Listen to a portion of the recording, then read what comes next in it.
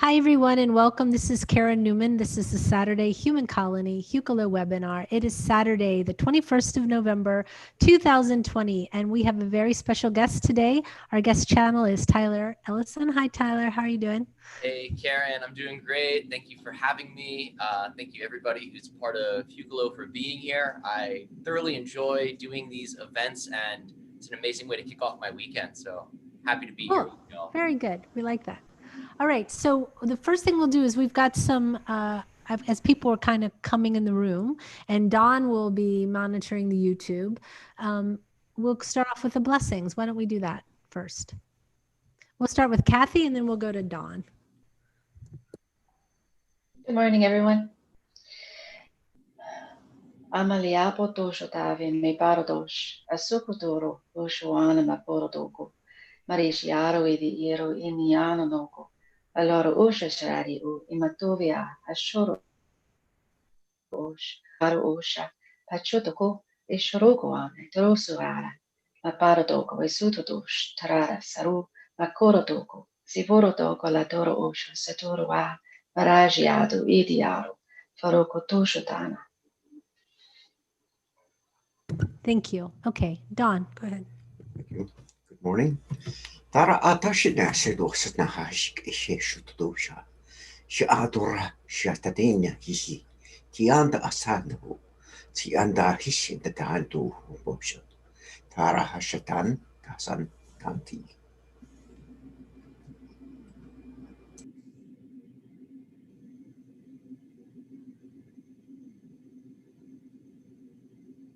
Karen. My mic wouldn't unmute. I was pushing it and it kept, okay. Angie, go ahead with your announcement. Sorry for that. I'm not going to mute myself in between. Hi, everybody. I am giving one last announcement for the channeling class that is coming up tomorrow, Sunday, November 22nd, from 1 p.m. to 5 p.m. The class will be focusing on conscious, semi-conscious, and trance channeling. And if you're interested, there's still time and room in the class. Please send an email to classes@hucolo.org, and or you can look online under hucolo.org, and then you can log on through there. The cost for the class is $123. If you're interested, there's still time. Hope to see you there. Perfect. And how do they get in touch with you if they want to get in touch with you? Classes@hucolo.org. Perfect. Okay, great. Okay, so Tyler, welcome. Yeah, thank you. Thank you for having me. You're welcome. So actually, we were having a conversation before we went on air, and then I said, please, let's wait. Let's have this off, because you were talking about that you were studying acupuncture, and you and Kathy started talking about what, if I can remember. Go ahead, Kathy. Yeah, we were talking about different modalities that the acupuncture can be used, and you were talking about your different levels of study with it. So yeah, you can continue. For sure, for sure. And so I'm the version of acupuncture I'm formerly trained in is traditional Chinese medicine, which was actually developed in the 1950s by the Communist Party of China. And the reason they developed it was because they wanted to have a seat in the United Nations. And in order to do that, they had to have like a certain amount of actual like doctors in their country in order to be like looked at as a country that was worthy of being on this UN board. So all they had was like these like shamans from like, you know, from villages and stuff. And these people have been practicing all of these lineage healing modalities. And all of the modalities, for the most part, had general crossovers and parallels, but all of it was very unique and different and encompassed different cultures. So the government was essentially like, okay, we need to create a standardized model that is not all shamanistic, but is something all these people can do because they know how to do it. So they developed traditional Chinese medicine as a way to legitimize their country's authority in the eyes of the Western world. So that was actually how TCM got started. A lot of people think it's this like thing from, you know, thousands of years ago, but it's actually something that's not even technically 100 years old. Now, acupuncture is, of course, thousands of years old. and it has its origins in ancient Taoism.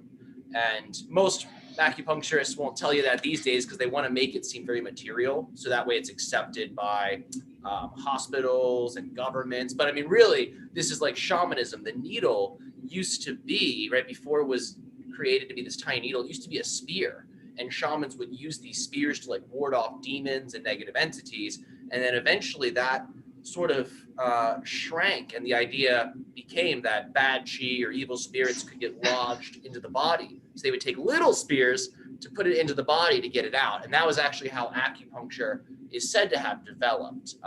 So it's Fascinating. Yeah, it's a fascinating story. And it was really the Taoist mysticism that drew me into it, because I was like, I love energy healing. I love the occult. I love esoteric science. How do I make this into a mainstream thing, right? Because back then I was like, I need a mainstream job, you know? So I got into the acupuncture as a way to cross that bridge. And now I'm in a position where thankfully the acupuncture is kind of optional, so to say. I mean, I'm going to get the license. I'll likely practice in creative ways, but ultimately, at this point, it's just furthering my understanding of the energetic body and how it works with the Western understanding of the body. So it's fascinating stuff, and I'm very happy I've been trained in it, and that I'm still furthering that training. It's really cool. So you It's a have nice background. mesh between the. Go ahead, Kathy. Go ahead.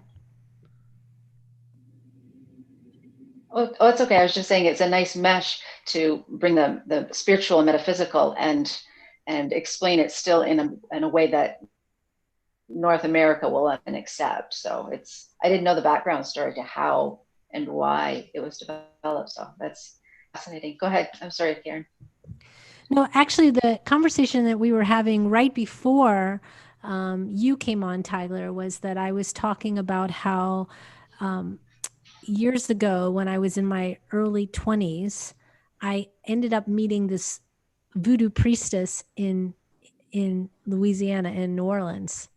And I had gone on this kind of adventure. And I had first met this American Indian woman who had been trained as a shaman within her Blackfoot tribe. And her teacher had sent her to New Orleans. They wanted her to work like as a psychic for a few years to kind of develop more of her psychic ability. And, you know, when you work as a psychic, you're like in boot camp because you're doing readings all day, every day. And she and I had this fascinating conversation, and she was telling me how, you know, within like another year, she'd be going back. She'd grown up on a reservation and all of this stuff, and then doing all of her herbal medicine. And so she sent me to this voodoo woman who I had an incredible experience with. But the gist of what the voodoo woman said to me, which I thought was really interesting, is she said, you cannot dabble in different modalities. You have to stay within one, and you have to thoroughly understand it in order to be proficient at it. And she said, it's not like, and she asked me what was my thing. And I told her Hinduism. And she said to me, learn everything you can. It will be a lifetime study. You don't just take a little bit here, there, and everywhere. And that's what she had told me her problem was with the New Age movement, is that everybody thinks they can read one book and that they're an expert in something. And what you're talking about is like the mystery schools and understanding like completely the idea of where acupuncture came from and what it's based in, and an entire society's mentality. And that's something that people would be so well served to learn, to really become the expert at whatever it is they're trying to study, as opposed to staying so surface. Because when you go in really deep, that's when you get all of the gifts of the knowledge. That's when you're blessed with the, you know, the extra nuances and the things like that. So you were talking about how your Taoist mystery school had really given, you know, you actually even more depth to your acupuncture. So I thought you could maybe continue that conversation. Yeah. And you were talking about the death body, right? Yeah, absolutely. So in Taoism, there's a few different names I've heard it called, but the idea is at a basal level, they have what's called the soul or the astral body, and that's able to travel into what we would consider to be the astral realm. there's another additional body that can be created on top of that astral body, which is called the spirit body, which has energetic access to even higher realms. Now, we have access to those realms all the time. I mean, our consciousness is entangled with the astral realm, the high spirit realm, and all that. But the purpose of consciously constructing these energy bodies is that it allows for your body consciousness to become even more deeply synchronized with those levels of awareness, so you can internalize the experiences you're already having in those realms, but consciously while you're awake. And the purpose of these bodies ultimately is at the moment of death, one's consciousness is projected into those bodies, and then instead of their consciousness sort of just dissolving back into oneness and back into like the soul source level, their elemental integrity is maintained. So they're able to walk into death like a lucid dream. That's the sort of the belief and the idea about it. And this idea of creating a body of light is not unique to Taoists lineages at all. I mean, this is something Egyptians have, and they called it the Ka body. It is something Tibetans have had, and they call it the rainbow body. It is, I believe in Kabbalah, it's called the light body. I might be mistaken on that. I'm not an expert on all the other, lineages. I just know that this has definitely gotten around. And one of my major teachers and learning about how all of these other cultures have also developed this is a teacher named Damien Eccles, who I highly recommend. He's a fascinating magician, has opened my eyes up in so many ways to just how universal some of these mystery school teachings are, but they're also culturally relevant for when and where they were developed. But they all essentially are ladders to help one reach the highest levels of the divine while they're incarnate, right? Because once we die, I mean, it's all there, right? We have access, Right. But while we're here on Earth, right, you have to develop that familiarity with these levels because we've gone through, collective forgetting and etc. Right. I mean, at the core, they're very much the same. What I liked is that about, you sort of stay in your lane depending on what lineage you decide to really study, because there's so much to learn, but at the basis, so much of it's the same. There's a belief in Hinduism that you practice your own death. You do that's why when you lay on the floor and it's like you're in the death pose, that's your when you're laying down with your hands flat out onto the side, that's your death pose. And there's these meditations where you contemplate your own death.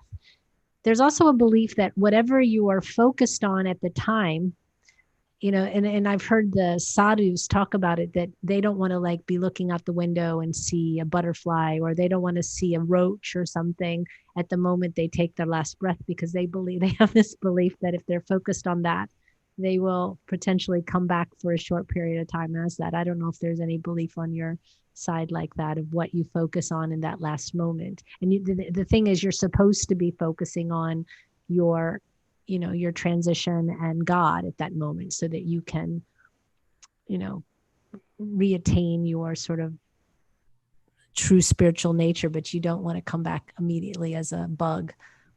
Yeah, absolutely. And it's interesting. In the lineage I'm a part of, that level of understanding is not super in-depthly talked about. And I find there's quite a few mystery schools that don't explore the death process in a way that's very public, Mm-hmm. But what I do know from one of my teachers, Lauren Johnson, he's another great source of information, DaoYogi.com and 2 Wellness Yoga, like the number 2 on YouTube. That's his other channel. He's fantastic. And he had shared with me this amazing idea that essentially, so we have in our body what are called the 3 major centers. In the Tao, they're called the 3 major dantians. The upper one, which governs intuition, consciousness, spiritual expansion. The middle one in the heart center, which is all about emotional intelligence, empathic communication. And we have the lower dantian in the intestinal centers, which relates to instinctual understandings, the collective consciousness, our physical nature. And one of the things he had shared with me is exactly what you were saying, is at the moment of death, you can just focus on the feelings and the imagery of the type of experience you want to project into when you die. So there's different celestial bodies that one can envision that relate to different levels of consciousness. Like if you look at the old school, like alchemical, hierarchical depictions of the cosmos, right? There's like the earth in the center, and then it goes planet by planet by planet. You might have seen those older diagrams. Well, Saturn's looked at as the top one. It's like the highest frequency of planetary consciousness. So one can, that's the same in Jyotish astrology, and which is Hindu astrology. Saturn is what you really have to pay attention to, because that determines so much about your life, your challenges, your gifts, what you need to focus on in this life. Yeah. So that could be, right, for someone who wants to connect with that, post physicality, that would be like their object of focus. In the Tao, the highest conceivable sort of like celestial portal is looked at as Polaris, the North Star. And the Tao believes that we're all essentially, even though we can't feel it, we're all subtly spiraling around Polaris, and that Polaris is pulsing light, and that light pulsation is synchronized with our heartbeat. So they see Polaris, the North Star, as this really divine heavenly gateway. So that could also be another object of meditation, seeing that star and slowly merging your consciousness with it. And the idea is the lower Dantian then becomes this portal to essentially shift one into that reality upon death. Then the idea is the constructed astral body, spirit body helps the energetic integrity of the person's consciousness so they can make that voyage and then, sustain an existence in that type of realm. So these are just different understandings of a process that's very universal across many cultures. So whatever cultural esoteric science, one is drawn to, it's likely at the higher levels, these kind of techniques are talked about. And, I think it's something that is worthwhile exploring, not just because of the potentials of what could come after this life through this type of practice, but also what's available to one now. That kind of practice, right? You can start to soul project where you're having like vivid dreams and out of body experiences. You can consciously project and start to commune with other beings. And these energy bodies, they can handle a lot of cosmic energy. So you can send them up into space and absorb chi from stars and planets. Then you bring that down into you, and then your nervous system processes that, and it becomes a part of your psychology, and it becomes a part of how you understand yourself in the world. And I feel personally that this practice has benefited my channeling in tremendous ways, because I'm like, literally like each day just taking in chi from the planets and the stars. And I don't always know what's going to happen when I take that in, but I have these amazing sessions that I do for people when I'm in trance. And a lot of people are like, that information is insane. Like, I don't know where that came from. And it was really useful. And I think a lot of my guide's ability to speak on such topics comes from the fact that my own body is already tuned to these higher frequencies, daily. So I encourage people, if this information is exciting to you, to definitely check it out. And like I was saying, if you have a certain cultural mystery school or esoteric science you're drawn to, it's likely they have their own version of this. It's beautiful. I'm jumping to something different, but when you were talking about the acupuncture and healing along the meridians and putting the needles in, and that's a way of, either releasing and or shifting energy in people. And then I always had this, whenever I would fly, whenever you fly over the earth, especially if you fly over the Grand Canyon or you go through the desert, you see all these beautiful lines and they look like the veins of the earth and everything. And I was wondering if in some of your work, are you doing this sort of acupuncture for the earth, or is that such a thing along the meridians of the planet? That was because I always had this, I used to love to fly from, California from East Coast to West Coast. And I always loved looking out the window and watching the light as it would reflect off the water as it ran down the streams. And the higher you get, the more it looks like the nadis, the channels of the earth.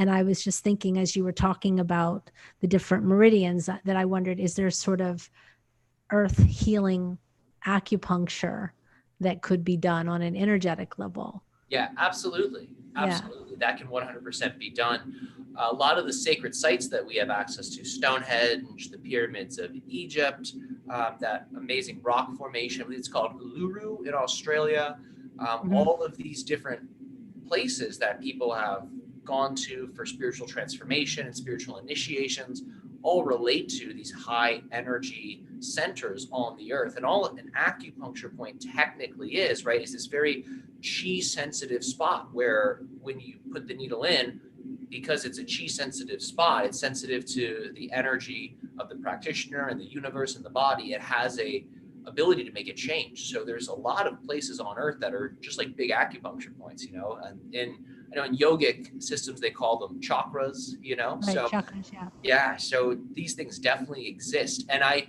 don't know of organized efforts that relate to people going out and seeking these things and creating energetic changes there. I know there are people doing it. A lot of magicians, the druids do that. A lot of the high magic people do that.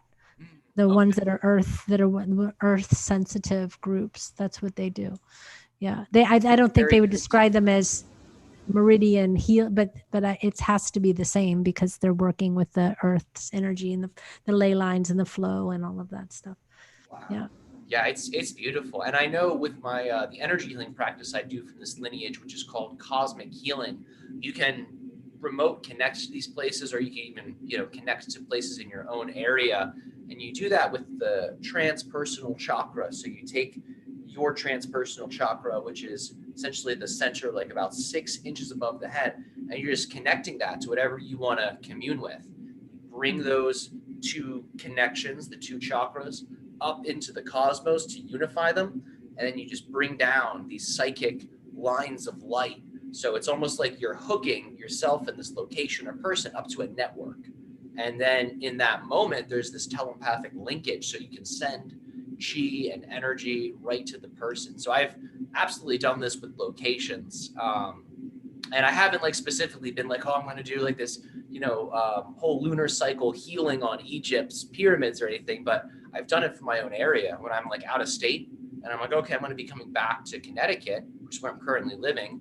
I will do an energy healing ceremony specifically for New Haven. I'll blast it with chi, I'll clean it out, and then I'll come back and it's literally like I'm in this whole new version of where I used to live. So absolutely what you're saying is, as you already know, definitely done by people, and it makes a big difference. And I feel it's going to become more and more important as we move forward that people get involved in this type of stuff, because these things, these portals, these earth chakras are like I was saying, big acupuncture points for the planet, right? And we are our planet. So as we affect those things, we're affecting our entire consciousness, not just individually, but for the whole planet. So, I mean, a lot of really powerful changes can be made simply through people just getting together in their areas, going out to these things and doing work on them, you know, blasting them with love, blasting them with joy, divinity, happiness. And it just keeps growing and growing the more it's fed. You know, it's like a energetic plant. Yeah, I mean, the thing that we have to always remember is that literally everything in the planet is a macrocosm or microcosm situation. And so we're always, we embody, everything is embodied within that kind of, not parameter, but that kind of system of that every, you know, as above, so below, microcosm, macrocosm situation. So if you're healing the planet, you're also healing the body, you're healing the earth, you're healing consciousness on every level. It's all very connected. And you can, that's why you can do work on your physical body and you can change your mind. And by changing your mind, your mentality, you're also in one way healing the earth. And then from that, you're healing the cosmos and everything else. And you're generationally healing and all of these beautiful, beautiful things. So, yes. So with that, I'm going to ask you to please maybe channel for us now. I would love to. I'm going to reset my my white noise machine so that way we can have good sound quality and privacy. So give me one moment and we will dive right in. Okay, perfect. And for the people who are watching on YouTube, we have plenty of room in the room. If you would like to come in, Dawn will put the link. Please, Dawn, put the link in the... no, I don't want to go to speaker view. I will... But anyway, one second. Dawn will put the link in. If people want to come in, they're welcome. And I don't think it's so important to go to speaker view. I'm going to keep it on this. So... yeah, and when Tyler's back, we will get started. So if you have questions here in the room, just put your Q in, and we will do it. Oh, it's on speaker view now.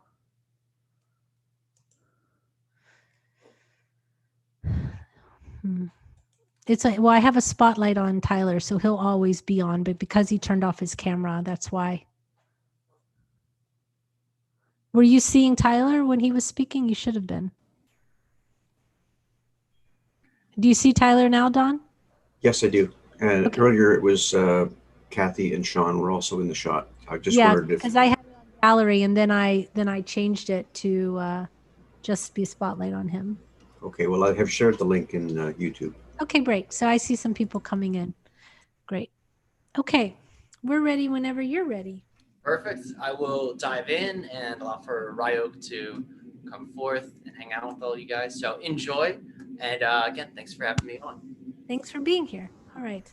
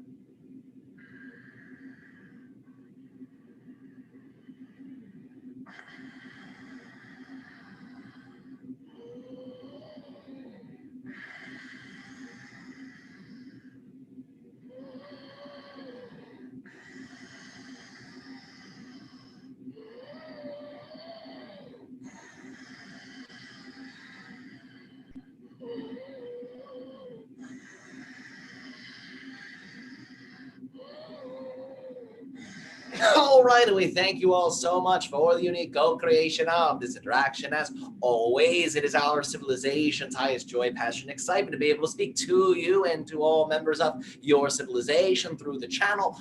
We extend to all of you the following greeting, and we will begin this transmission with the idea that your star family that you know to be the Pleiadians are at this time working, playing with all of you in very expansive ways. And this is a process that is cyclical for your world, for as your seasonal changes begin to happen in relationship to the Northern Hemisphere, as you begin to shift into your months of November, your months of December, the Pleiadian star cluster becomes more visible to your world. And this is reflecting the idea of your planet and the collective consciousness of the Pleiades becoming more and more and more synchronized energetically together, thus allowing for greater levels of communication and interaction to be available to all of you from your Pleiadian cousins, so to say. For we use the word cousins because you are genetically related to these beings. The beings that you consider to be Anunnaki, originator, founder beings for your species and other civilizations began first in the system you call the Lyran system. And they began expanding outwardly from Lyra to Orion and eventually to the Pleiades. Now, the beings that were originally Lyran, who migrated to the Pleiades, did so for a variety of different reasons that, in general, related to the idea of them having different types of collective desires. Just as in your modern history, you have the idea of the colonizers, the settlers from Europe, making contact with the North American continent to establish settlements so they could, in that sense, practice their unique belief systems and ways of life. In a certain sense, this is reflecting a type of pattern that has taken place genetically for your species in different ways, in different times. And one of the versions of this type of shifting pattern from one location to another for more specialized types of lifestyles and focus began with the idea of the factions of Lyrans migrating to the Pleiades. And these beings ultimately desired a collective evolution that was based in the idea of what you call positive energy, unconditional love, excitement, joy, community, powerful familial connections, so on and so forth. And this in many ways is contrasting in relationship to the branch of Lyrans whom instead migrated to the Orion system. And these beings decided to experience, in many ways, the polar opposite of what the Pleiadians chose. And their choice was to experience the idea of great darkness, great limitation, great control, great domination, great restriction, in order to essentially teach their kind about the process of what you would consider to be energetic integration. And in many ways, the Pleiadians were going through a similar version of this process. However, they chose the more positive aspect of that polarity. The idea being the opposite polarity of the respective civilizations represented the energy that they were most powerfully needing to balance for their own energetic and collective evolution. The Pleiadian beings most greatly required darkness for balance, for they had chosen to align very powerfully with the positive polarity. The idea is the Orion beings most powerfully needed light, positivity, in order to balance, for they had chosen as their theme great darkness.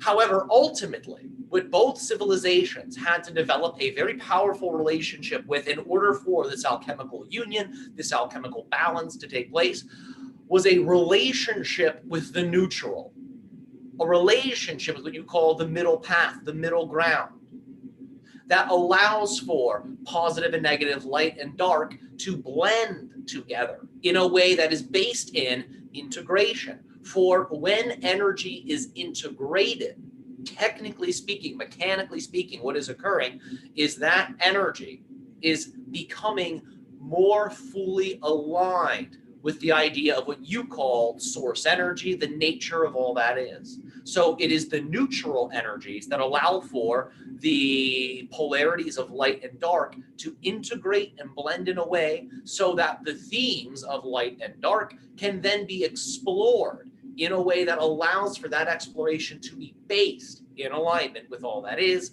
in alignment with source. Now understand that your planet, as many of you are well aware, is currently going through a similar type of blending process.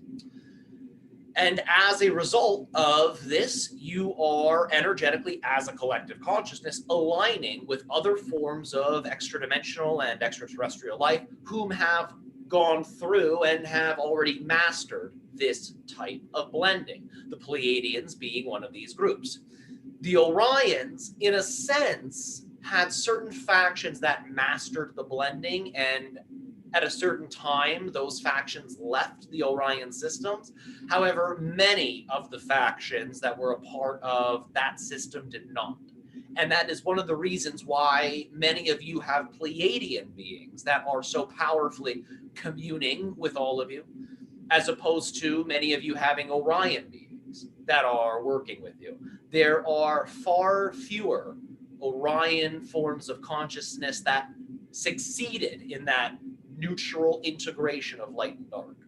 However, the Pleiadians, in that sense, mastered that blending, mastered that integration, and that is why so many of you have connections to them, because they are assisting all of you in essentially balancing and transforming the karma, energetically speaking, that relates to the Orion system. We will explain this point. As we have said, few factions within the Orion system succeeded in the energetic blending, the energetic integration. However, many factions did not. The souls of those factions eventually made their way to Earth. So that energy, so to say, that is relevant to the Orion times is being played out in what you would consider to be generational energetic patterns on your planet.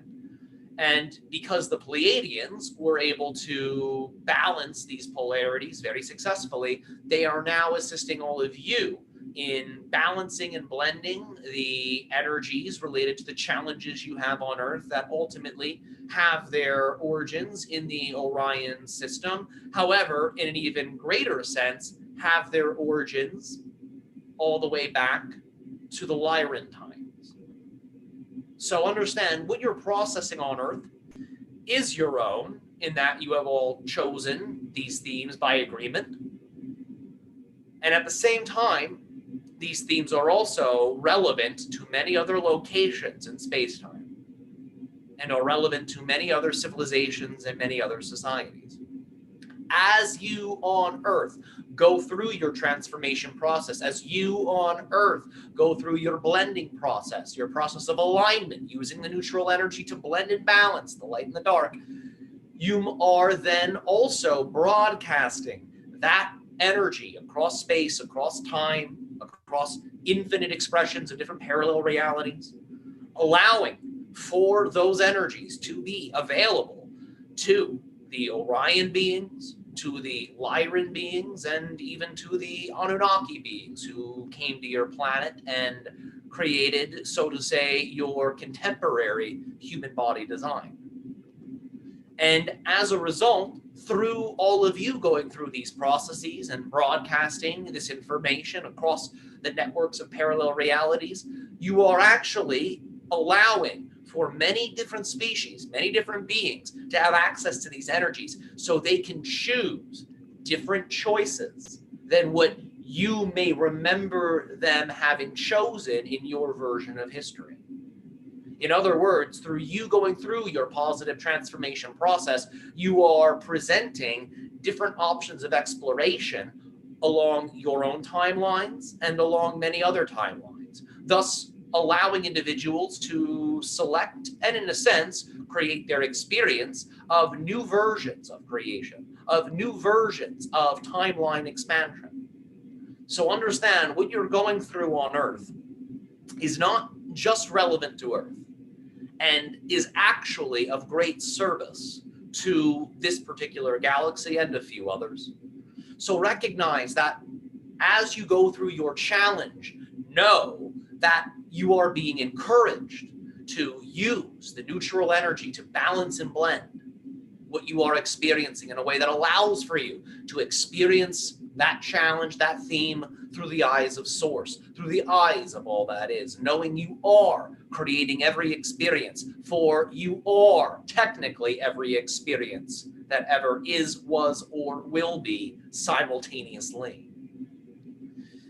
And through your choice to be yourself in these challenging situations that you may co-create for yourself, you are presenting multiple expressions of consciousness, opportunities to grow and transform in positive ways.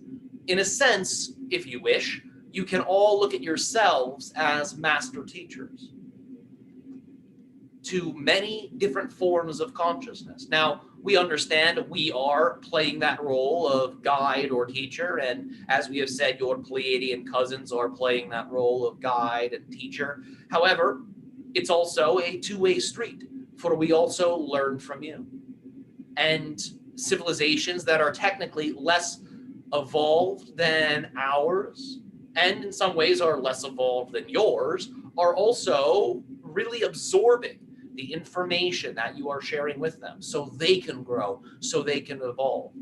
And ultimately, when they look at you as a species, they say to themselves, if they can do it, so can we. And this is on a collective and individual level. For many of you are already aware that you have what are called counterparts in other incarnational experiences. And the idea is these counterparts may exist in different dimensions. They may exist in different extraterrestrial societies. And because of that soul link between you and your other simultaneous counterparts, these beings are able to receive through that connection information related to your overcoming of challenge, information related to your decision to be yourself, despite the idea of whatever you may be experiencing within your reality that tells you should choose something else. All of this is shared across multiple networks. Now, as we have said in the beginning, your Pleiadian cousins, family, are interacting very greatly with all of you to assist you in this upcoming year. But understand, your upcoming year, 2021, relates, numerologically speaking, to the number 5, the number of humanity, the number of balance, the number of harmony. Balance and harmony, again, is intrinsic to the process that relates to energetic integration using the neutral energy. So as you move into this upcoming year, we encourage you, develop a relationship now with the idea of neutral energy. We will explain this so you understand what neutral is. Neutral is not being apathetic. Neutral is not being disassociated. Neutral is not pushing something away that you don't prefer.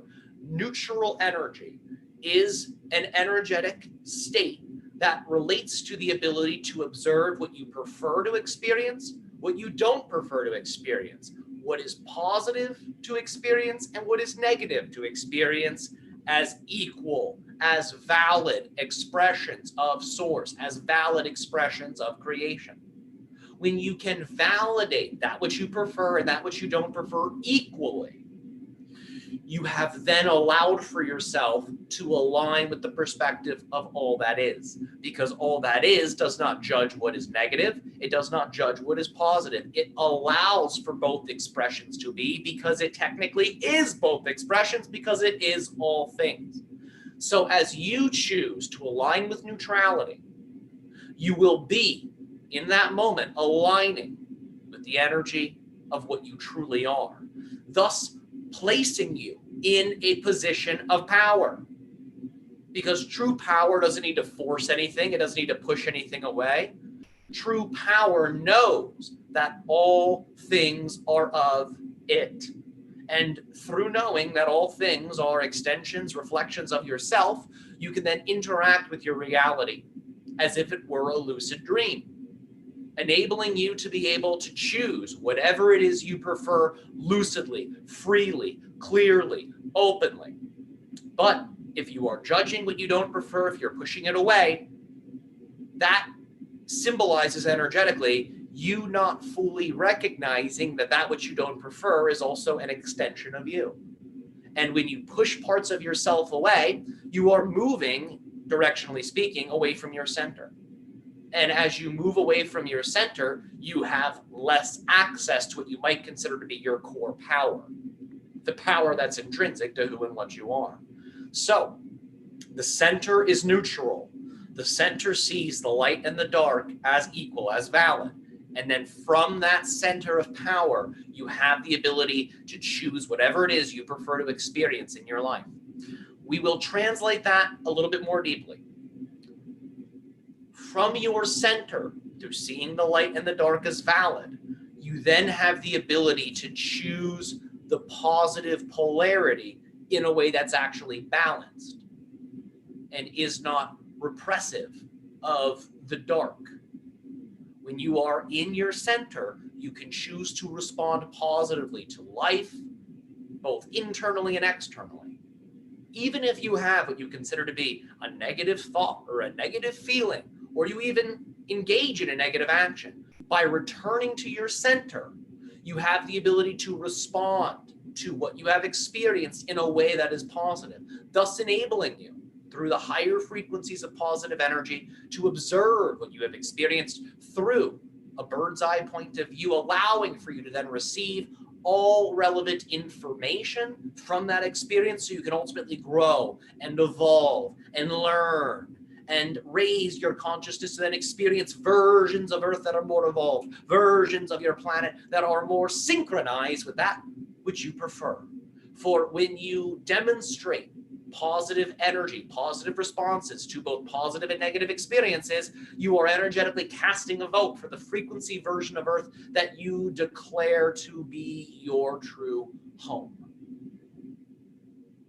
It is your response to that which you experience that the universe, so to say, pays attention to, that your higher self, so to say, pays attention to, that source itself pays attention to. And as you know, what you put out is what you get back. So when you respond to these things positively, it is your response that is heard. So understand what we're sharing with you here is very empowering in the sense that you can always respond positively because that is a choice. To feel as if you do not have the ability to respond in a positive way is to be using a negative belief system that declares such scenarios to be fundamentally true. We assure you they are not. You always have the ability to respond positively. It is part and parcel with who and what you are. For even though creation is neutral fundamentally, because you have the ability to choose, there is embedded in that overall neutrality certain amounts of positivity.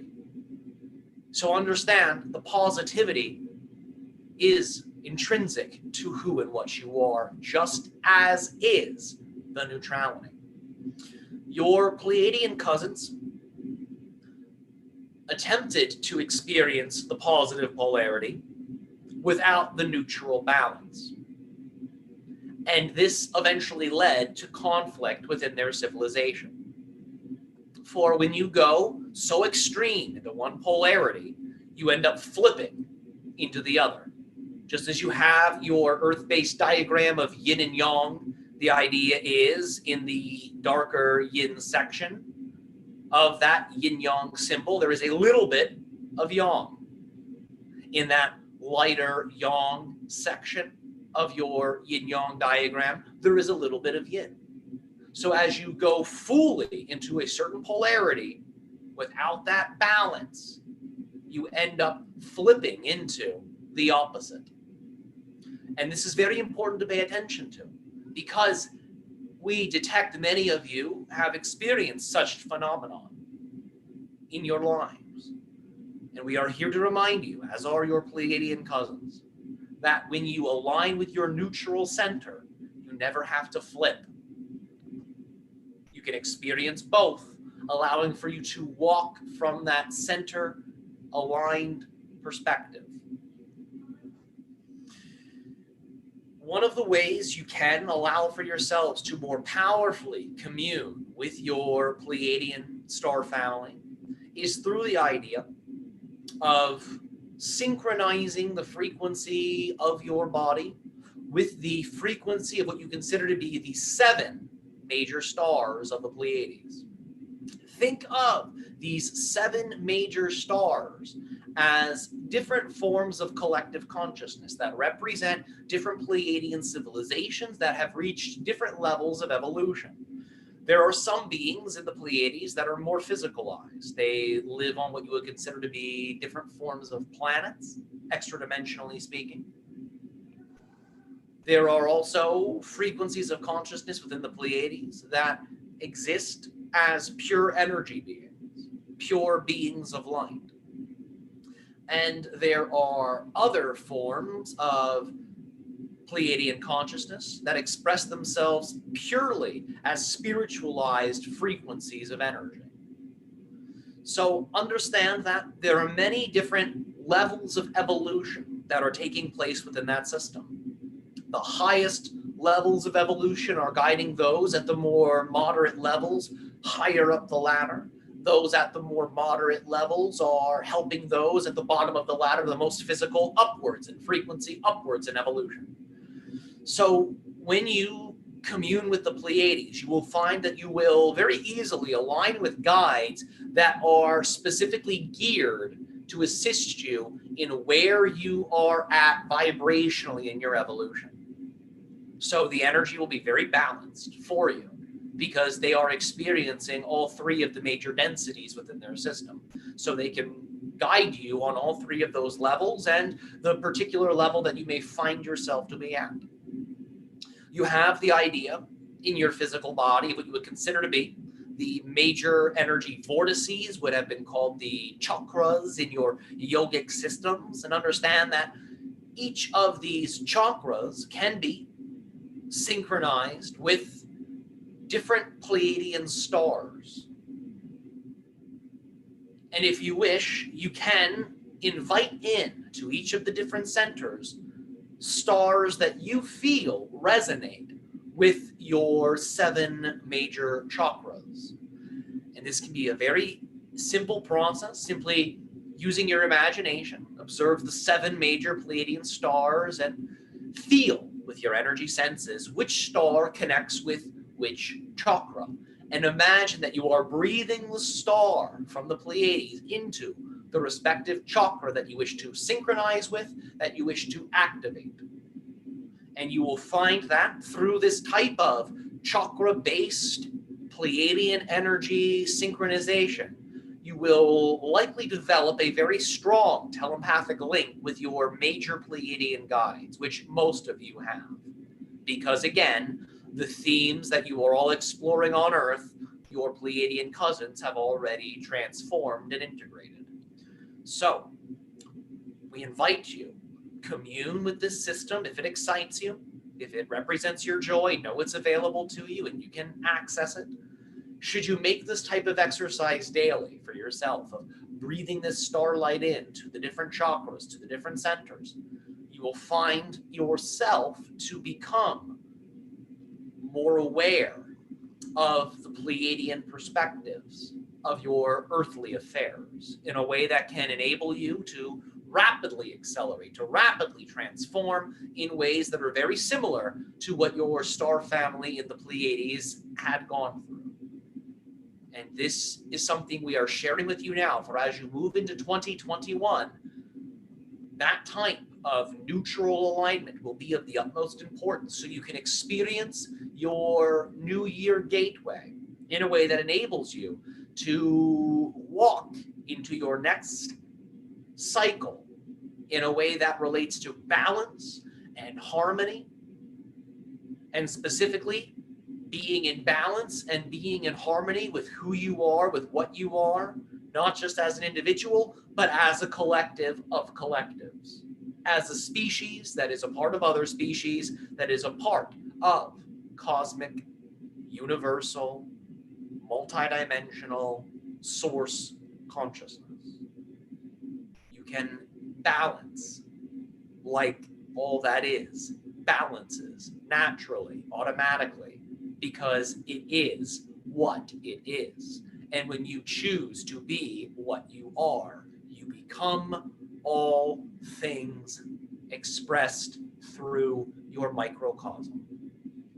We thank you all so much for your attention in this transmission, and now we extend the invitation to all of you to present to us whatever questions or comments you would like to share this day of your time, and we shall respond to you accordingly.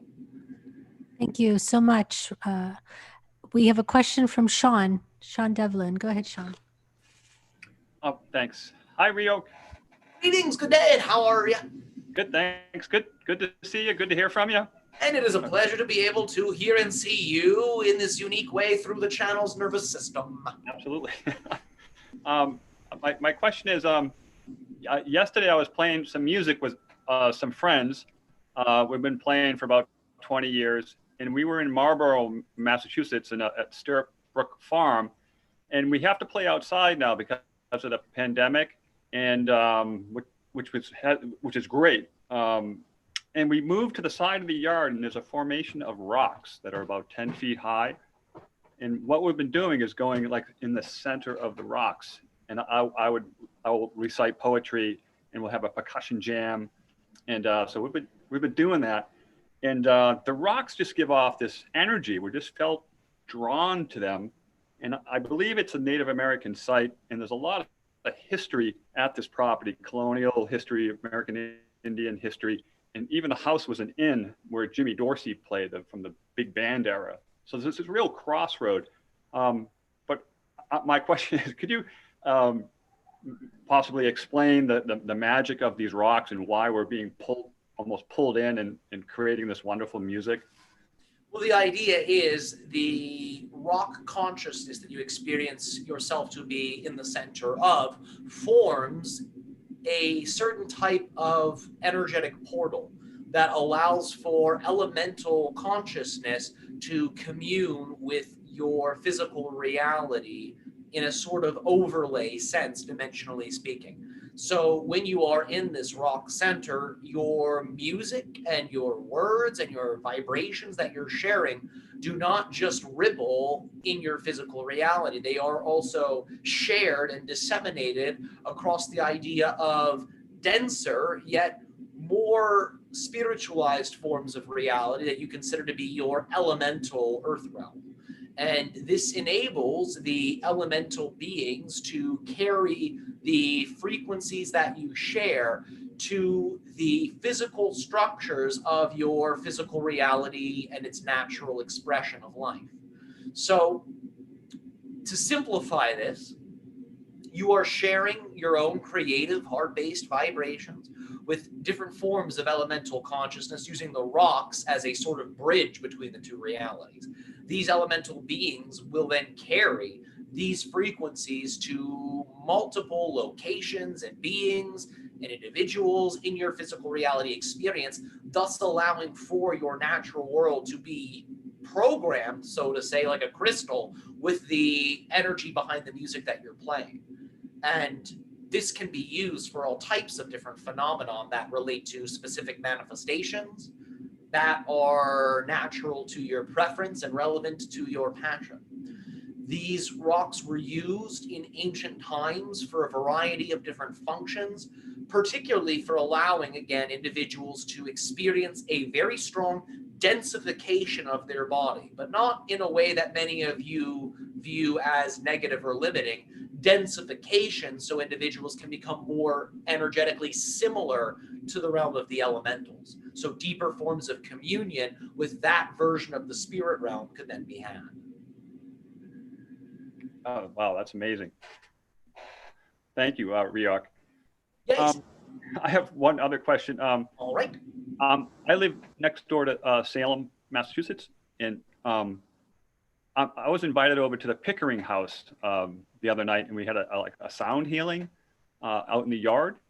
And Timothy Pickering negotiated the treaty with the Iroquois in 1794 on behalf of the United States and with the Iroquois. And the Pickerings have kept a sort of loose relationship with the Iroquois over the years, but there's been an effort to strengthen that. And I was wondering if, because there was an integrity in the treaty as well, because obviously the treaties weren't held up. Is there anything that you could add to that, or what I'm saying?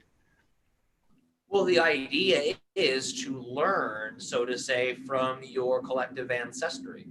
Observe the actions and the energies that your collective ancestors experienced and chose, and apply that information in your life in a way that is positive and empowering to you, so you can be of service to your human family.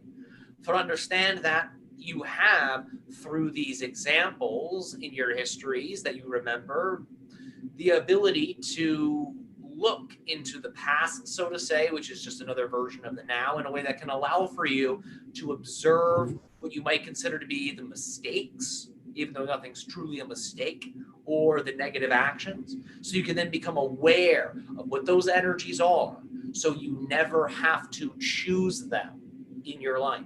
So you never have to live them out. And this can enable you to treat your human family with love and respect and passion. And you will also find, if you really get into the energy of what your ancestry has chosen in the past, collectively speaking, you can then observe within yourself to see if any of that energy is actually active within you subconsciously. You'll begin to feel it, because like attracts like. And if you find that on some level you're actually resonating with the negative energy of the ancestry, then you have an opportunity to transform it. So you never have to act it out, so you never have to live it in your physical reality. That's the gift that your history gives you. The ability to, so to say, learn from those energies in the now, so you can observe if they're active in you, so you can ultimately release them, thus allowing for you to never have to create the experience of the saying that you have on your world, that history repeats itself. Thank you. You are very welcome. One last question. Do I have, could you, the Palladians, I know I have a connection with them. Do I have a Palladian cousin or a counterpart, or, yeah. Yes, absolutely. Understand that knowing you have a connection with them, more often than not, translates in actuality as having a simultaneous counterpart within that particular system. Many of you do. This is a very common thing on Earth, again, right now, because you are, as a species, going through a very similar process as to what your Pleiadian cousins had gone through. All right, I look forward to doing the 7 major stars. Yeah. Have fun. They will have a lot to share with all of you. Beautiful. Thanks a million. A And trillion. thanks a million as well. Quadrillion. Infinity. Thank you. You are welcome. Thank you, Sean. Thank you, Ryoak. Okay, Suzanne has a question. Go ahead, Suzanne.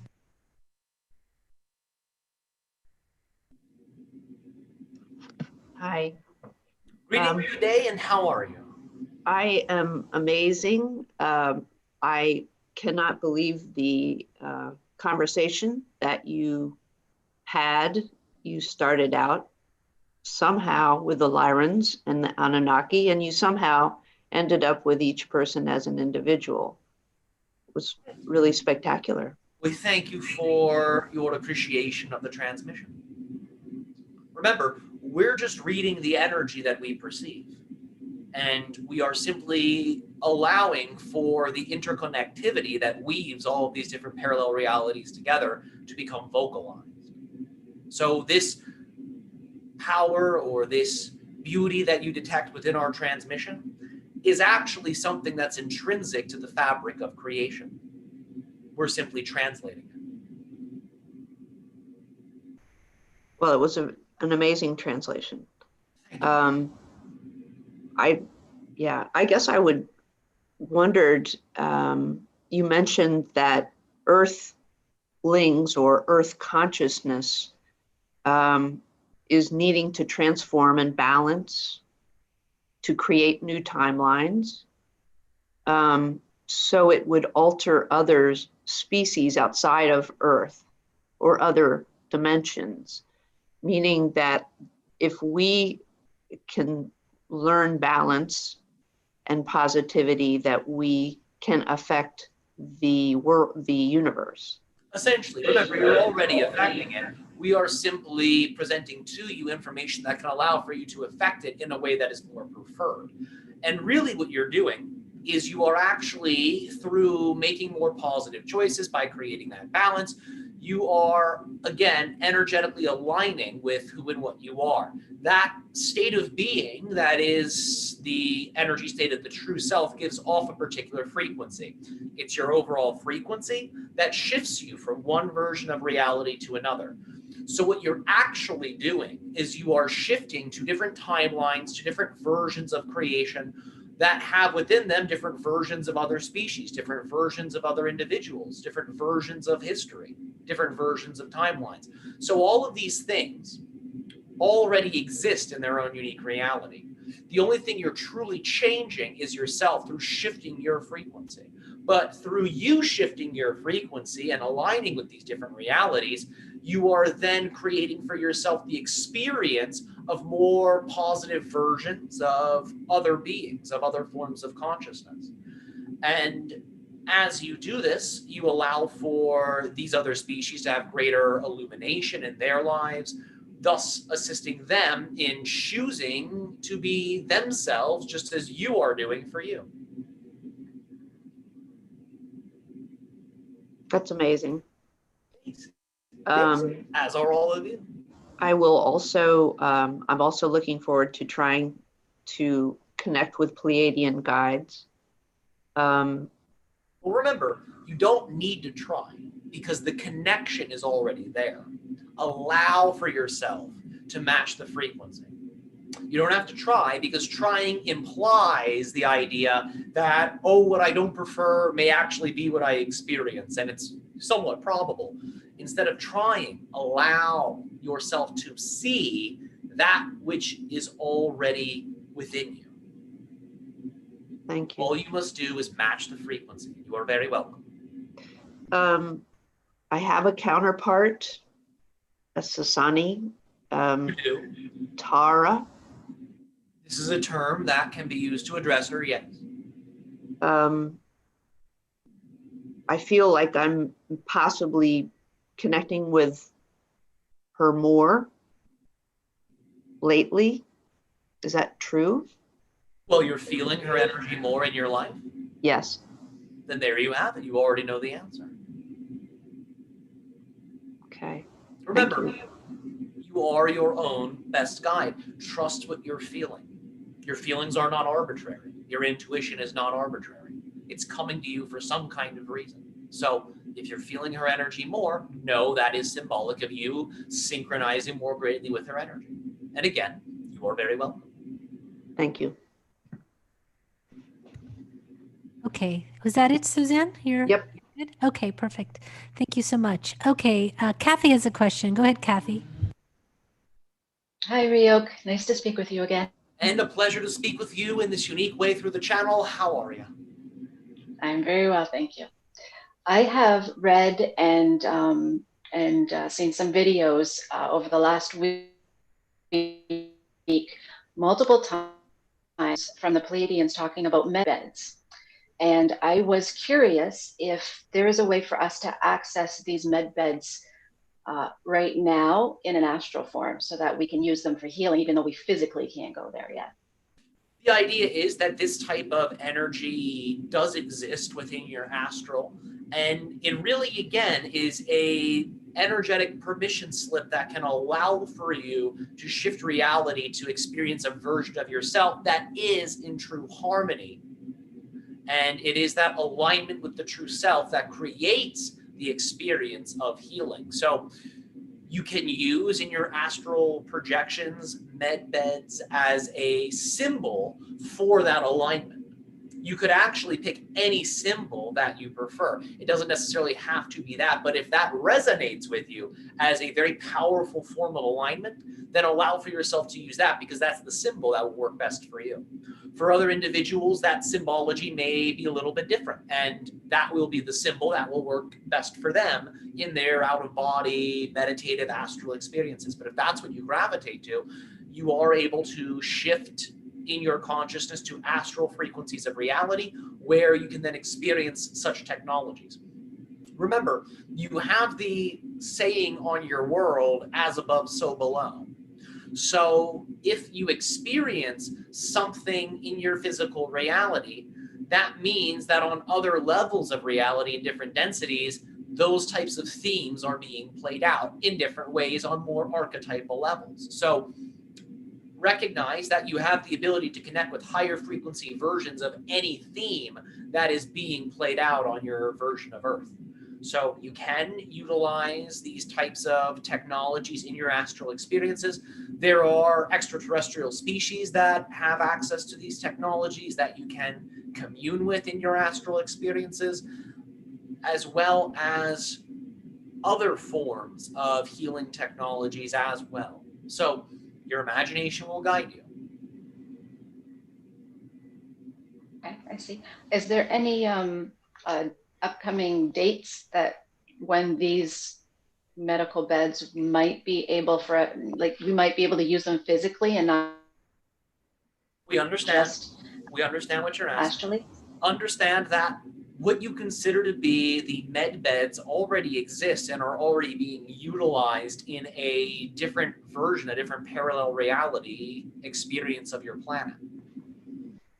So instead of waiting for these technologies to be released, thinking that these things are going to be released at some point on your timeline, instead, if you wish, you can look at it in the following way. They have already been released. They already exist. They already are on another version of Earth. To shift to that version of Earth, all you must do is match its frequency, with no insistence that you experience any particular outcome at all. Simply match the energetic state of the version of yourself who's on that Earth, who has access to that technology, and you will essentially blend those two selves, who you experience yourself to be now with this self on the medbed timeline. And as you become that hybrid blended self, you will then actually shift to a version of Earth that is somewhat a blend of both of the realities. The reason we say not to have an expectation is you may actually find yourself through that shifting having access to something that is even more in alignment with who you are and your path than what you call medbeds. It may be that as your experience, but don't insist that it needs to be, because there actually may be something more powerful and synchronized with who you are available to you in that frequency of reality. Understand. Great. Thank you. You're very welcome. Okay, thank you. All right, Kim has a question. Go ahead, Kim. Hello. Oh, there you go. Good day. How are you? I'm so happily surprised to talk to you again, Ryoak. I wasn't expecting this, so it's a really nice surprise for me today. Oh, and we are so excited to be able to surprise you in this way. How may we be of assistance and service to you in your exploration of physical reality? I was wondering if I have a counterpart in the Pleiadians and or the Lyran, and if so, which connection is stronger, and how can I improve that connection? One of the connections that are most powerful for you at this time is your connection with a particular female being in Lyra. One of the reasons for this is based off what we're scanning right now in your field. You have synchronized already with the energies of balance that the Pleiadians are assisting your planet in aligning with. And as a result of this, the Pleiadian connection is not as relevant for you as it is for others right now. The Lyran being, in particular, is assisting you in developing the idea of what you might consider to be extra-sensorial development within yourself, thus enabling you to operate and explore more multidimensionally. Now, the Pleiadians also have the ability to teach this type of information to you. However, this particular counterpart of Lyra is a primary counterpart guide at this time, specifically because the skills that you are developing within yourself are related to some of the genetic skills shared between your own genetics and the genetics of these Lyran beings. So this translates in your experience as the awakening of more ancient aspects of your own human genetics, which for many of you have been temporarily deactivated. Now, that's not a deactivation that in any way is permanent. That is simply a process that is a side effect of one's frequency lowering. As you raise your frequency, activations of those more ancient genetics then occur. And we are detecting you are already in that process of activation of these particular more ancient genetics. The Pleiadians, on the other hand, assist you in genetic activation, but in a way that relates to forms of genetic augmentations that were made later in your species timeline. The Lyrans and the Anunnaki representing some of the more ancient genetics, the Pleiadian augmentations relating to later phenomenon within your species timeline. Does this answer your question for you? Yeah, I was wondering, does she have her name? And can you tell me more about what her specialty is? In particular, it relates to what you would consider to be energetic healing, as well as the idea of reading DNA, of reading energy, and from that reading, being able to determine the idea of an individual's past, where they have been, so to say, energetically speaking, and also based off that and their frequency in the now, where they may be headed. These are the major areas of expertise we are detecting that she is exploring. There are some other areas that relate to what you might consider to be shamanic journeying or communion with nature. In particular, the idea of allowing one's third eye to open, as it is called in your cultures, in a way that can then enable one to project, so to say, through the third eye into what you might consider to be natural beings, trees or minerals or lakes or mountains. So different types of communions and dialogues and energy exchanges can then be had between oneself and the extra-dimensional forms of consciousness contained within these natural bodies and natural structures. Okay, does she have a name? One moment.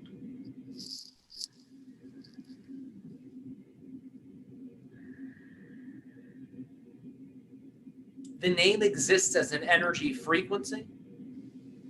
We will translate a version of this. No, it may change. And if it changes for you, allow for it to change, all right? Okay.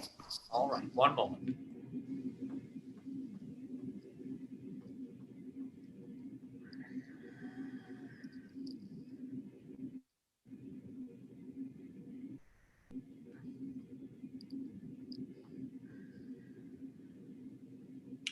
An energetic translation we can decipher at this time, Dawa.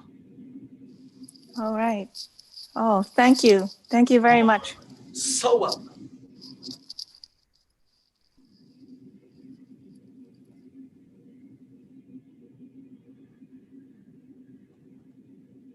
Sorry, there's a question from the chat that Don has. Don, do you have one or several questions from the chat? Yes, I actually have about 4 now. Okay, well, why don't you ask 2 now and then we'll come back to you. Okay, just a sec. Okay. Okay, the first one was from Kevin Workert. Replace our current artificial joint replacements and work much better. I don't know what this is in relation to, but could you go into detail of what these dynamic joints will look like and feel like? Please repeat this question if you can. The question is, could you go into detail of what these dynamic joints would feel like? That's in artificial joints, replacements, I guess. Well, the idea is that there are already certain artificial joints that exist within your medical sciences, and there are more innovations to be had in this field, and many more will come as your technologies become more and more and more sophisticated. And There is even the possibility of some of these technologies being able to be energetically, electrically synchronized with your own body's biofield, which can actually create the experience of them feeling like natural extensions of oneself because they will be in vibrational resonance with the overall frequency of your body. Now, these are more advanced forms of this technology that we are detecting have not yet been developed on your world, but your planet is on its way to that. There are more rudimentary or basic versions of these types of artificial joints, and they can feel very differently for different people. And part of that sensorial difference actually relates to an individual's belief system about these things. For some individuals, it may not feel very comfortable. For some individuals, it may not necessarily be a pleasant experience to have one, but it can provide them mobility. For other individuals, they may find that there is actually hardly any noticeable difference at all. And this depends on a variety of factors. Generally speaking, the more positive of an energy state a person is in when they go through those types of procedures, the more preferable types of outcomes they are likely to experience, because like attracts like. The idea also is that the more vital of a state of health that an individual is in, generally speaking, the more well-received these augmentations are, because the body is in such an empowered state that it's really able to take that new technology and own it and run with it.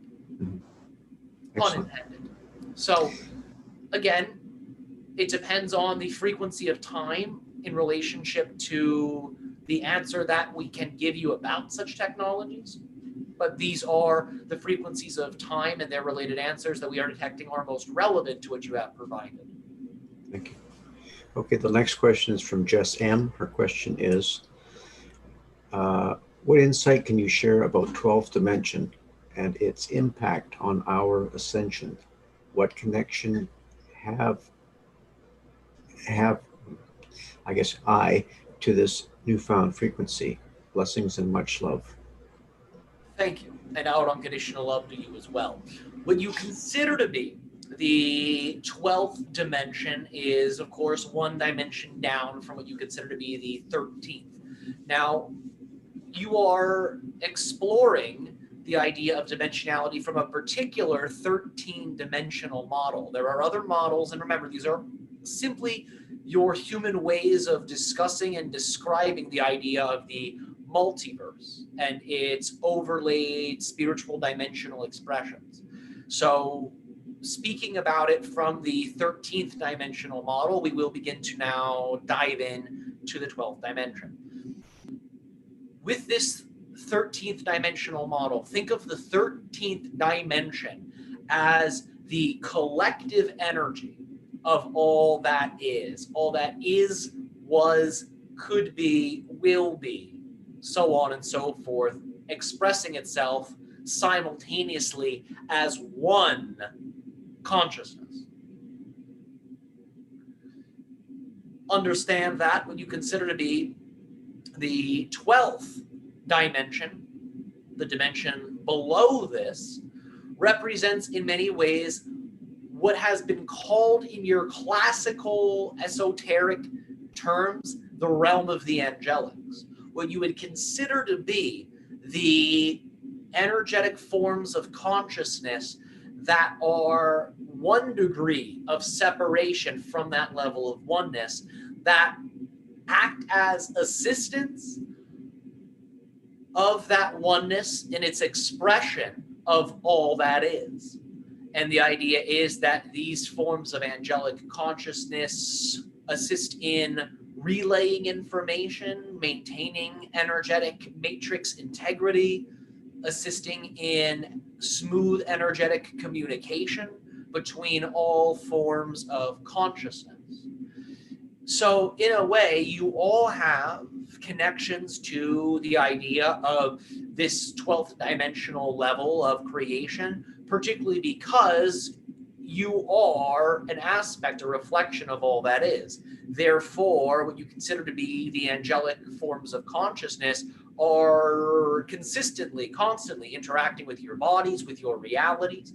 Think of that level of what you consider to be the 12th dimension to be the energetic glue that houses and holds everything together, thus allowing for that 13th level of all that is to then have the ability to experience itself as all that is. If that matrix were not in support, the idea is all that is would not be all that is.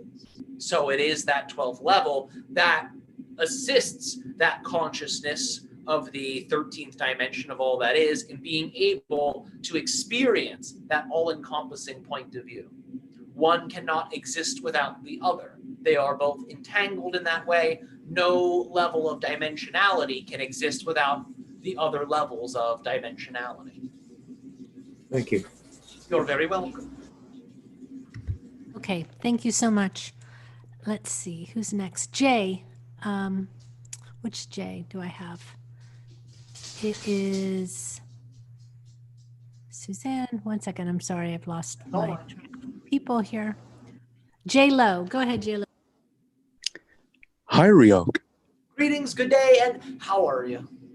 I'm doing very well, and I'm excited because this is the first time I'm speaking with you via this platform. How exciting, and it is the first time we are speaking with you in that way through this platform and this frequency of the now. Correct. Ryoak, I had a question for Bashar. However, you're here, so I was wondering, you touched upon a few topics that I'm curious about.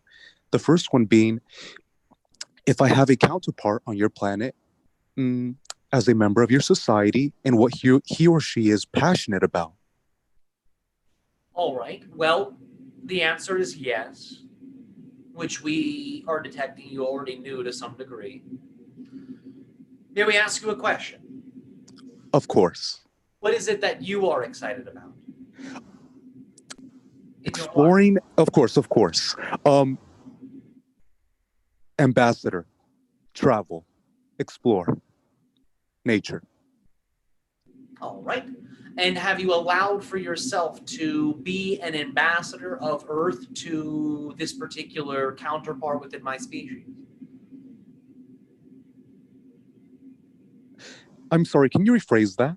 Have you allowed for yourself to explore your passion of being an ambassador, of being a traveler, so to say, of being a representative of your Earth, but to your counterpart within my species? I don't feel to the degree that No, not fully. Does it excite you when you think about that as a possible path of exploration for you? Extremely. All right. Now, one of the reasons that we are presenting questions to you in this way is because more information from this counterpart will come through should you begin to explore that relationship but through you. So instead of having us relay this particular information to you, we are detecting what will serve you in more powerful ways is you exploring this connection that you have with this counterpart, because there is a counterpart, and that is one of the reasons why you feel the resonance between yourself and our civilization. I feel that considerably. It makes perfect sense. I definitely feel that. And with that said, as a permission slip or a name at least, if that serves if it's appropriate, can you please give me that? We don't technically have names. Ah. We are all telepathic, so we simply recognize one another through frequency, through vibration. Yes. Any name that you receive from a member of our society is simply a term, so you can more easily differentiate between members of our species. Yes. What's coming through for me is the thought, the energy behind that thought to connect with this counterpart. It's the simplest thing. Please repeat. Oh, of course. That what came through right now for me was to in order for me to reach out to this counterpart, just to the thought of reaching out to them, that feeling, that energy, so to speak, that will serve as a phone number to get in touch with them, if that makes sense. Absolutely. And then once you feel you have that phone number and you feel that connection, allow for yourself to amplify it with your breath with your heart, with your love. Let that feeling of connection get bigger and bigger and bigger. Take as much time as you need. Let it be 5 minutes, 10 minutes, 20 minutes, but simply bask in the feeling state of that thought, as you say, until it gets so big that it must express itself in your reality in some way, shape, or form. And in that moment, as you begin to express that energy in your life, you will be crystallizing that telepathic link between you and the counterpart in your physical reality. So allow for yourself to express that energy through writing or through drawing something or through singing or through visualizing a dialogue or some type of action in your reality. And that will further accelerate your relationship and communication with this counterpart. But you are on the track, so to say, that leads to communication. And once that link is developed in a way that is conscious for you, you will find that you can explore it in whatever ways resonate with you the most greatly. And it will become essentially constant. Simply imagine that you're speaking to one of us. And you will find that your own higher self and this guide will synchronize, and you will begin to have an energetic communion. Thank you. That's a gift of a reflection to me. It resonates deeply. Thank you so much. And we thank you. Yes. Yes, and I was curious. If you have ever interacted with an angel before or angels, and something insightful that you took from that interaction. We interact with them all the time, as do all of you. Remember, they are foundational reflections of the interconnectivity of all things.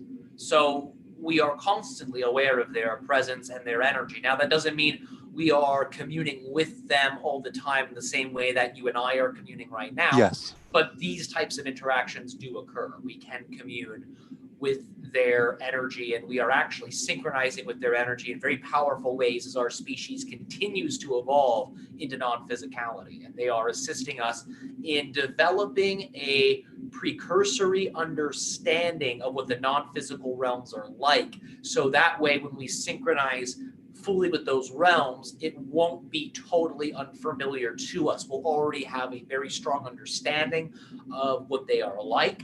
For what you consider to be the major elements that you look at as the building blocks of creation, those elements express themselves on all levels of all that is. So understand that those types of elemental consciousness exist in non-physical, but in very different ways.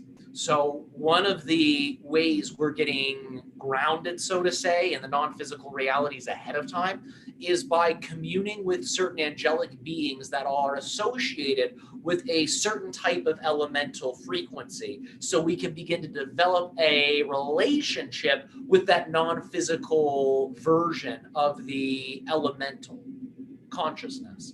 And that assists us in essentially from the ground up, elementally speaking, raising our frequency to be more like that realm of spirit. So it's a way of receiving guidance from angelics that enables us to spiritualize the elemental building blocks that make up our bodies and our collective reality. And this is one of the major takeaways that our species has gained from communing directly with the different angelic beings. That's wonderful. In fact, the energy speaks for itself, but as you speak, what I feel is how interconnected. It's like a reflection, a reminder of how interconnected creation is. And it's wonderful to receive that reflection back, because sometimes I'm not necessarily in that state where I'm perceptive of it or feeling it. So thank you for that.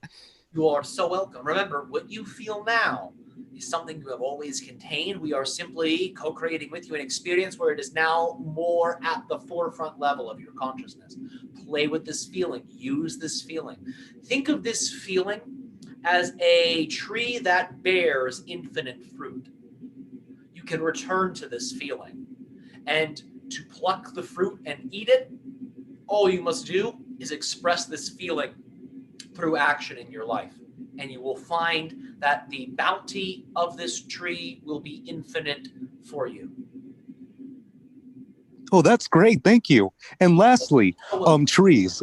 There was a point in my life when I began to perceive trees differently. And I think about their energy and how they store information. And I'm curious, how do they interact with one another? I'm very curious about that. And thank you. You are very welcome. There are a few different ways this occurs. One of the ways that they interact with one another is through what you would consider to be mycelium networks. So deep beneath the root networks of your trees, there are different types of mycelium networks that exist that actually link all of the different trees within a particular ecosystem. And these mycelium, these fibers, deliver from tree to tree different types of chemicals, different types of minerals and vitamins and electrical signals that allow for the trees to essentially talk to one another. Now that's one level. Another level of how the trees communicate with one another is through the idea of auric entanglement. So just as you have your own individual energy body, which many of you conceive of as a bubble of light around you, understand your trees also have something similar because they are also electrical. There is also electricity running up and down throughout each tree. So this generates an electrical field that is able to communicate from one tree to another through the idea of sharing information, mainly electromagnetic in nature, from tree to tree through the idea of each individual tree's electrical field. So that's another way that the communication also occurs. Communication between trees can also occur through the idea of different animals interacting with one tree, then another tree, then another tree, then another tree. When you experience a bird or a squirrel or even a primate that is living in a tree, that being is synchronizing their consciousness with a particular tree, and they're building a relationship with it, energetically speaking. So as they then travel from tree to tree to tree, it's as if they are allowing for that tree to experience itself through the animal that then travels. So it allows for the trees to communicate using different forms of animal consciousness as the medium of communication. This is another way. There are other ways entirely that are a little more advanced to get into. However, we shall translate this as best we are able to.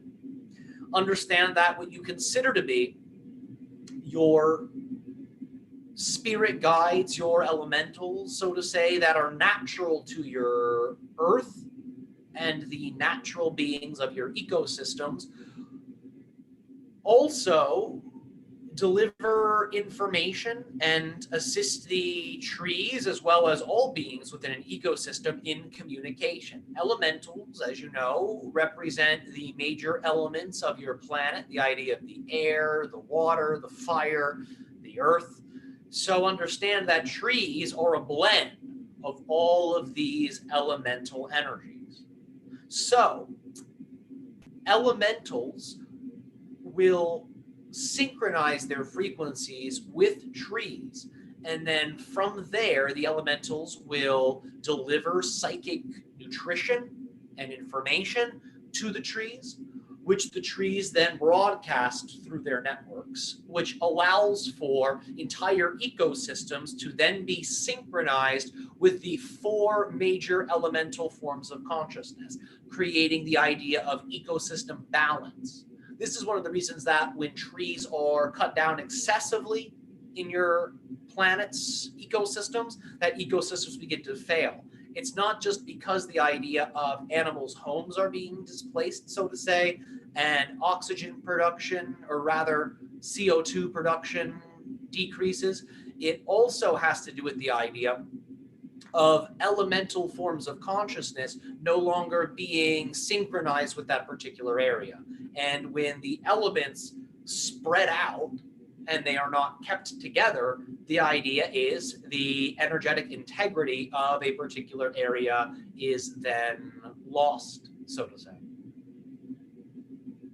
So this is another way that trees commune with one another, through the idea of different forms of elemental consciousness. Thank you so much, and God bless you. That was very insightful. And the love of creation and all that is to you as well.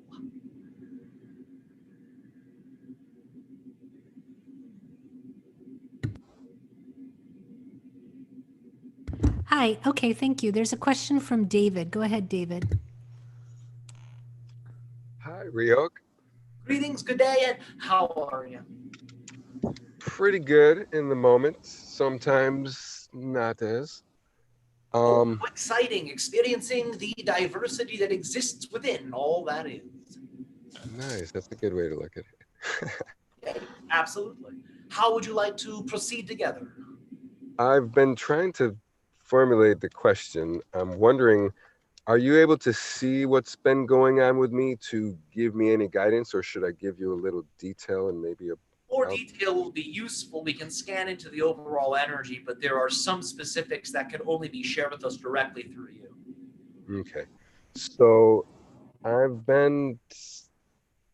haven't been able to move forward in the right way. I'm a little confused on what's going on. I've been experiencing some things, pain and suffering, and not understanding things, and I want to be able to fulfill my purpose. And I'm feeling like there were some things in the past that was like an external stimulus that had affected me, and I was having great challenges, and I had overcome them for quite a while. I felt balanced and everything was good, and then recently things had happened, and I've been fell back into like similar kind of things in a different way, and it's been more challenging. And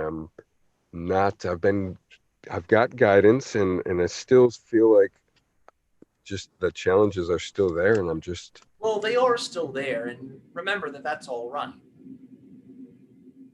Okay. One of the things we will say about this is you didn't technically fall into something. There's nothing to really fall into because everything is technically you. You might create that experience, but understand what has happened is you've synchronized with an external experience because the energy of that experience was still present within you in some way. You might have changed your relationship with that energy, so you manifested a different version of that experience externally, but the same theme is still present, just a little bit more processed by you. Does that make sense so far? A little bit. So because like attracts like, because that energy has been present within you, you have the experience of having then re-manifested something that is similar to what you may have experienced in the past. Does that make sense? Okay. All right. Now understand, just creating through consciousness is what you're saying, like recreating through your thoughts and feelings about. Essentially, yes. However, in a more fundamental way, creating through your belief systems. Because thoughts and feelings and energy come from beliefs. So belief systems oftentimes will operate in different levels. You have the idea of superficial beliefs, and oftentimes these will manifest as conscious opinions. You then have the idea of slightly deeper middle level belief systems. And these will oftentimes cluster together in a way that's designed to camouflage what you would consider to be the core underlying belief. Sometimes when you go through your processes of healing and transformation, you let go of the superficial level first. And then you begin to let go of those moderate level belief systems after having released the superficial ones.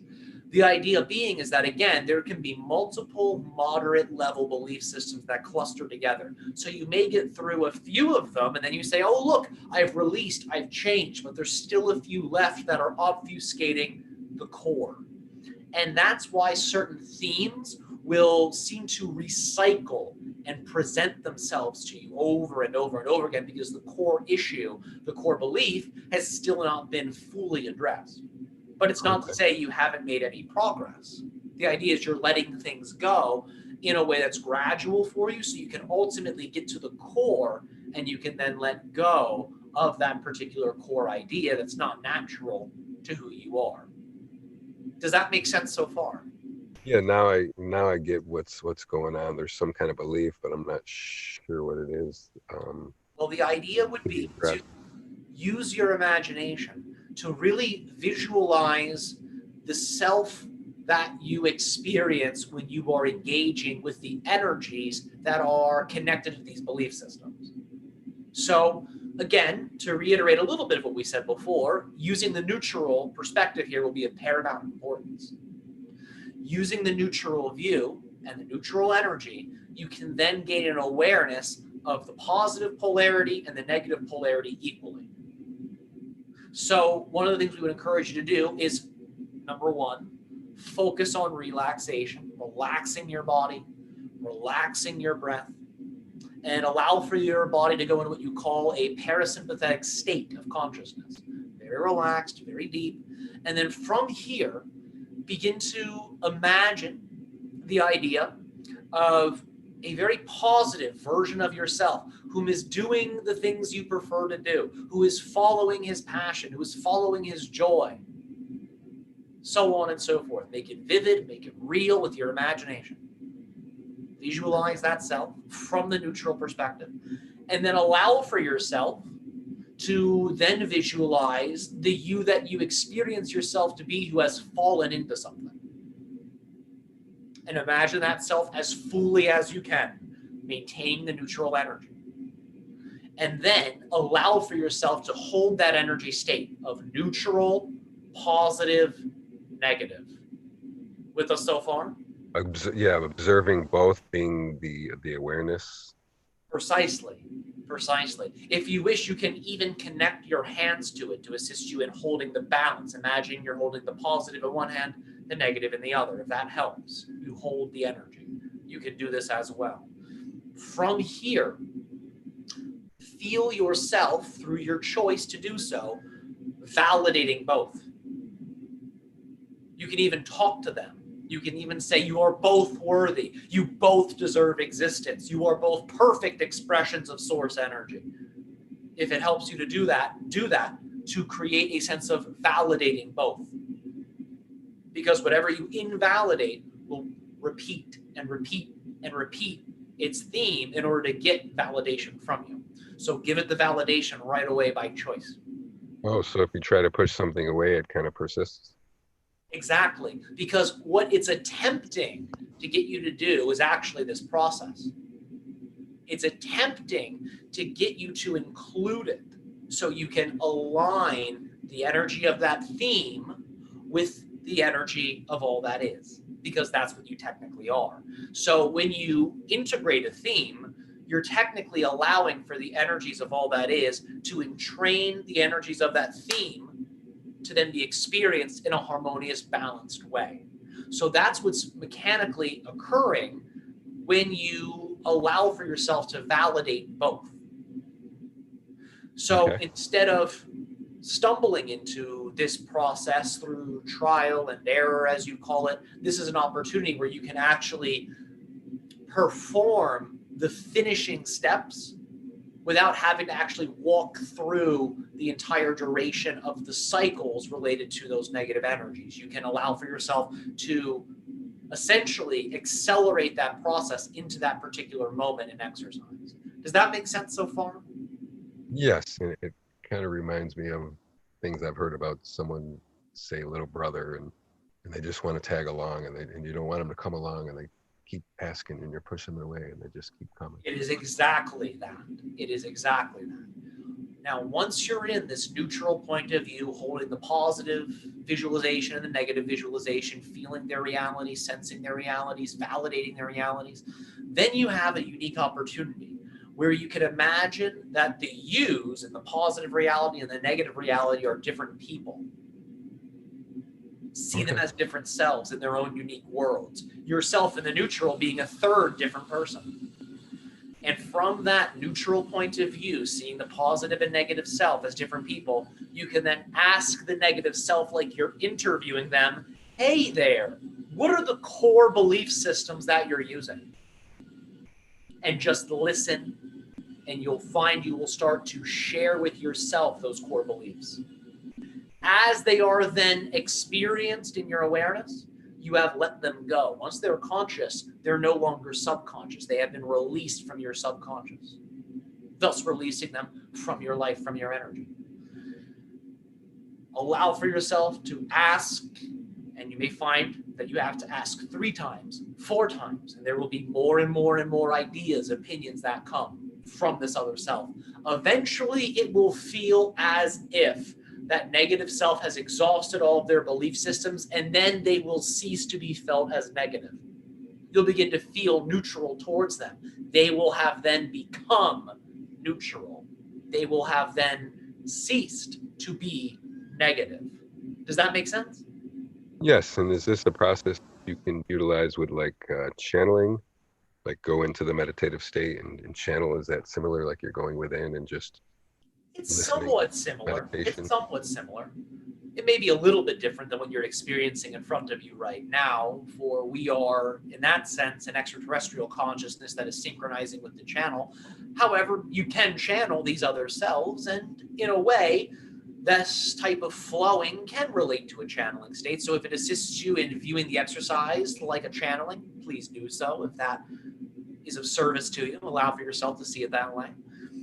Once you have let go of those belief systems through having revealed to you the core beliefs from the negative self, then return to that center point and observe from the center the positive visualized you, and begin to ask that self for his core belief systems, and begin to empower those core belief systems in your own mind, in your own life, and using your imagination, create actions you can take every day.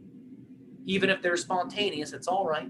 But every day, actions you can take that reflect the belief systems of that positive self. And you will find, just like we said before, you will hybridize with that imagined self and with your energy.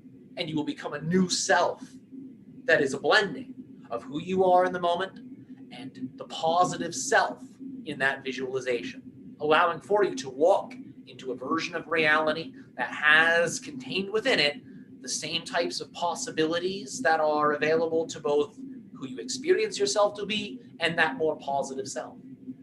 Now that we have shared these basics with you, there's a few key points we'd like to iterate. Is that all right? Please do, yeah.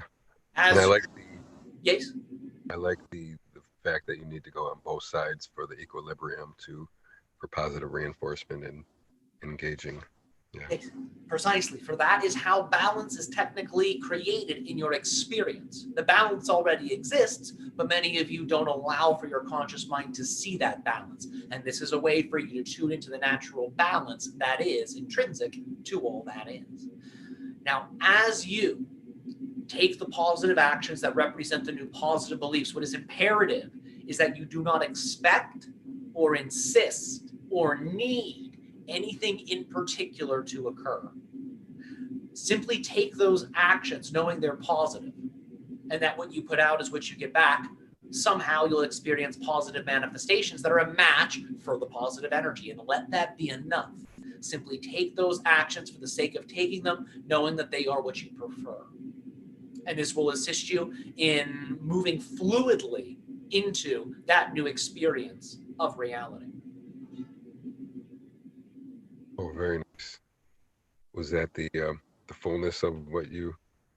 At this time, we are detecting this is adequate in relationship to what we feel will benefit you in this process. That is so beautiful. Can I ask? There was a thing yesterday. I don't want to say exactly what it is, but there was a thing I was looking for. I was guided to look for something to find. Is it? Are you able to see what that might be, and if I have found it, if I'm in possession of what I was looking for, or if I still need to search? One of the things we will share with you is this phenomenon of looking and searching is, as you are already aware, mainly an internal process. So instead of looking and searching, spend time being in the moment, being in the now. That's where the neutral energy is. And when you are in the now, you can see whatever you need to see instead of missing what you need to see because you're busy looking and searching.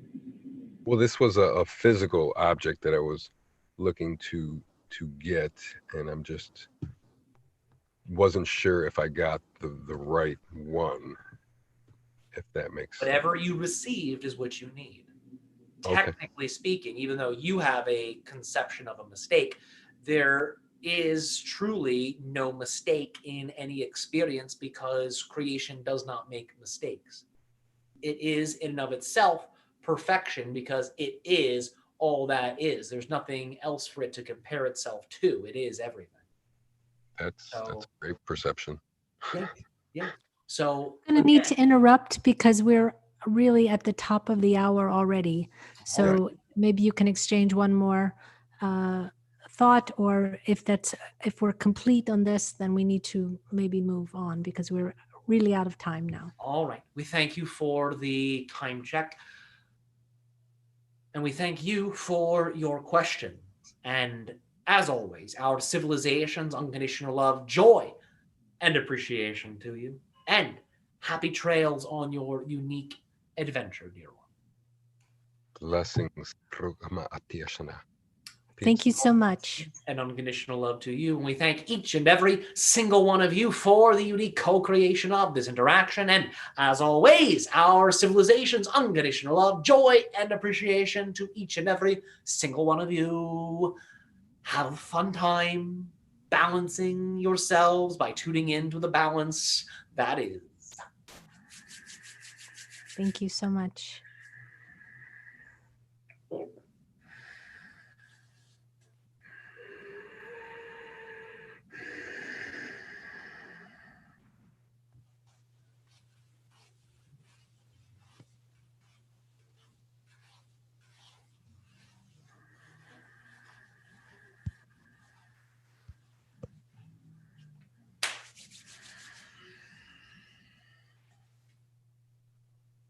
All right. Hey. Welcome back. Thank you. Thanks So for we just have 2 minutes left.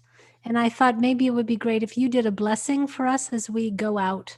And before you do that, please tell anyone, or not anyone, but everyone, what you have coming up and how they can get in touch with you and for sessions and for events and things like that. Sure. So tomorrow, how synchronistic, I have a live event that I'm doing with Ryoak called Black Holes and New Beginnings. And he's going to be talking about the energy of black holes, how they operate with our bodies, how we're actually entangled with black holes at all times, and we're using them to shift and create reality. So that's a transmission that's going to be happening tomorrow. So I invite you to tune in to that. You can email me for tickets. They are $35. And you can email me at tellison700@gmail.com. And that's my personal email. And I can email you a ticket and PayPal information there. You can also book private one-on-one sessions with me through contacting me via that email. It's tellison700@gmail.com. I have a website too that you can book on called yinyangchanneling.com. You can find more of my stuff on YouTube under the channel Health Thyself. And yeah, I also teach many of the esoteric Taoist techniques we were mentioning. I teach people how to channel, and I also do cosmic energy healings. And I also, last thing I'll say, if you really like this content and you want to just dive into it more, I now have a Patreon page with different tiers. Yeah. Very cool. And some of those tiers include private sessions with Ryoak. Some are 30 minutes, some are an hour. They also include cosmic energy healing sessions from me. And at a minimum in that Patreon page, you get special Ryoak Patreon transmissions that are not public. So you'll get like cutting edge information that is exclusive there. And then the next available tier after the first level, you get access to the past live events that I've done. So I upload those 30 days after the previous event. So there's about 5 or 6 on there now. And we're going to keep uploading that. So you'll get access to the archives of all the previous live events I've done. Perfect. And your Patreon page is Tyler Ellison. Tyler Ellison, exactly. It's you, your name. Awesome. I'm looking at it right now. Oh, perfect. Great. Perfect. All right. That sounds wonderful. So check you out on many different platforms and or the internet. When you said the name of your class, I thought you were going to call it Black Holes and Where to Find Them. I don't know why. I know. I was thinking like Fantastic Beasts and Where to Find Them, but okay. It's got that ring to it. It does have a ring, but you can, the next one you can call it. Well, if you do come to this transmission, I mean, I don't always know what Ryoak's going to talk about. I just get general subjects, but I have a hunch that the second part to that possible alternate title, where to find them, will be answered in that. See, I just pulled that out of the air. Or Ryoak told me. Anyway. So if you would do a blessing, and then we can go, and then next week we'll be back with Jim. Yeah. We're moving into December. Perfect. It's going fast. Yeah. Much love to everyone. Go ahead. Much love to all of you. I'm gonna do it. Actually, I'll just do it. You just do what you gotta do. You do you. You know what I mean? You know what I'm saying? You do what you gotta do. You gotta do it. I'll do the whole blessing in Italian, you know. A little bit of yeah. Perfect. Divine cosmic consciousness that unites all things. Thank you for this experience of the eternal now. Thank you for every heart that has ever beat. Thank you for every breath that has ever been taken. Thank you for every thought, feeling, emotion, and action that we experience in our human reality.